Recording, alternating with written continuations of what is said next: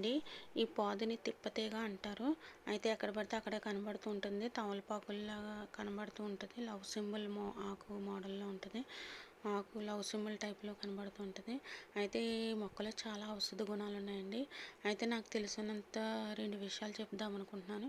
ఈ ఈ ఆకులైతే సెగగడ్డలకి చాలా బాగా పనిచేస్తదండి. మానని కురుపులకు కూడా బాగా పనిచేస్తది. అయితే మా మా పెద్ద బాబుకి సెగ సెగగడ్డేసినప్పుడు ఇది నూరి పెట్టేయడం వల్ల వెంటనే బాగా పనిచేసి చిదిగిపోయిందండి. లోపలకు ఉండేదది బయటికి రాలేదు సెగ్గడ్డ అనేది. అయితే అది నూరి పెట్టడం వల్ల వెంటనే లోపలున్న గడ్డంతా మెత్తబడిపోయి చిదిగిపోయిందండి.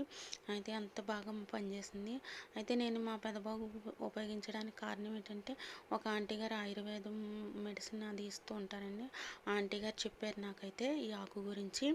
అయితే ఆమె ఒక బాబుకి ఇంజెక్షన్ చేసినప్పుడు గడ్డ అయిపోయిందనేసి బాధపడుతున్నప్పుడు ఆమెతో చెప్పినప్పుడు ఈ ఆకు నూరేసి కట్టేసేయమ్మా అని చెప్పేసి అన్నారండి. అయితే ఆ బాబుని హాస్పిటల్‌కి తీసుకెళ్తే 10,000 తీసుకొస్తే ఆపరేషన్ చేస్తామని చెప్పారండి. కానీ ఆమె ఈ ఆకు నూరి 3 రోజులు పెట్టేసరికి లోపలున్న గడ్డ మొత్తం కరగడం స్టార్ట్ అయిందండి. చాలా ఫలితం చూసాము. వెంటనే ఆ గడ్డ పూర్తిగా ఒక 5, 6 రోజులకు కరిగిపోయింది. అంత బాగా ఈ ఆకు పనిచేసింది. ఎలాంటి మానని కురుపులకైనా, సెగగడ్డలకైనా, తర్వాత ఇంజెక్షన్లు చేసిన గడ్డలకైనా ఈ ఆకు చాలా బాగా ఉపయోగపడుతుంది.